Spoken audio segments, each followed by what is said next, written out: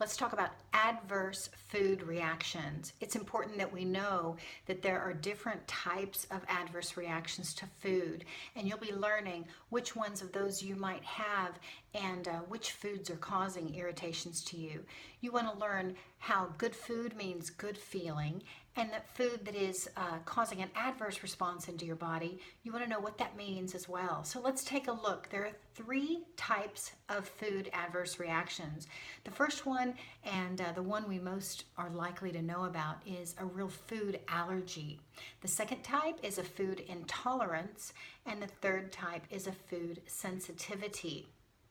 These things lead to chronic health issues, and adverse reactions need to be understood as they relate to your specific health journey. So let's talk first about food allergies. Most of us know this when we think about peanut allergies or gluten allergies, soy, milk, fish, or shellfish. Those are the most common kinds of food allergies. They are some mild to severe physical responses that occur immediately when the food is ingested. So the symptoms can be anything from something like a rash or an itchiness, a runny nose and hives, like a histamine allergy that you would imagine, all the way to abdominal pain, vomiting, difficulty breathing, coughing, wheezing, sneezing, or even a closed airway. So most people who have food allergies are aware of them from when they were a child, and they come prepared with some sort of emergency response in the form of maybe an EpiPen,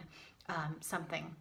A bracelet might be worn. These people usually know about their food allergies, but you may discover that you have one that you haven't known about before. But those food allergies, immediate reaction, usually severe.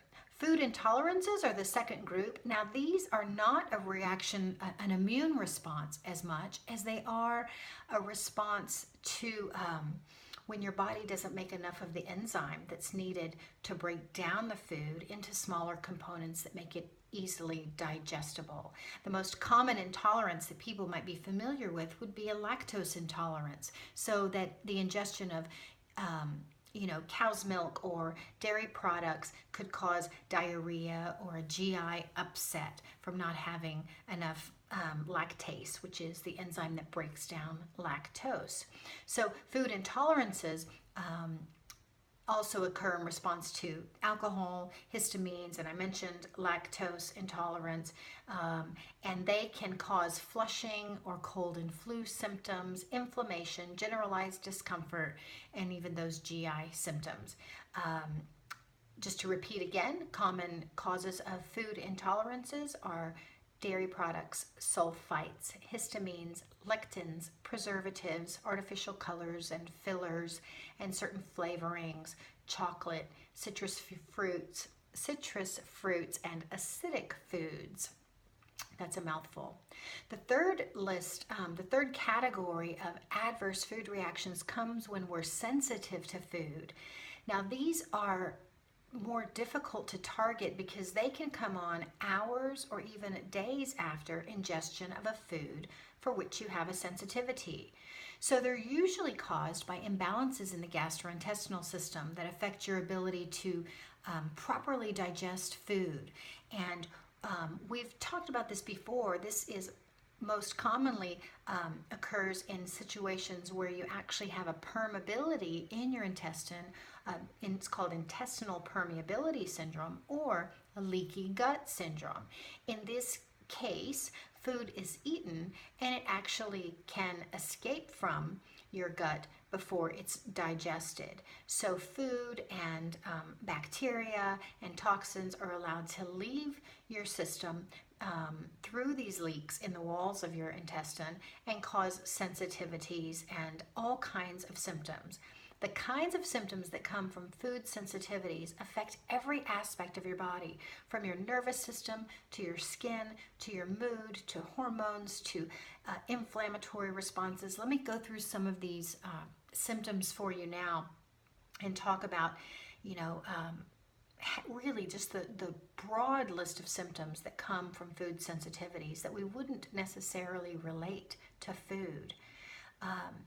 Migraines and headaches, dizziness, difficulty sleeping, mood swings and depression and anxiety. Because see, these neurotransmitters that affect the way you think and feel, they're all related to a healthy gut. So when your gut is not healthy and it's leaking food and you have these immune responses and inflammatory reactions, it messes up everything. Here's some more. Unintentional weight loss or gain, asthma, irregular heartbeat, irritable bowel syndrome, bloating, wheezing, runny nose, sinus problems, ear infections, food cravings, muscle or joint pain, that was me, indigestion, nausea, vomiting, bladder control, fatigue, hyperactivity, hives, rashes, dry skin, acne, and even excessive sweating. So there's all kinds of symptoms that come from food sensitivities, and so along your journey I hope that you find out which ones are causing you symptoms, and we can learn to do without those food, heal up our gut, and then maybe reintroduce them with a healthy gut and then include them again in your food plan.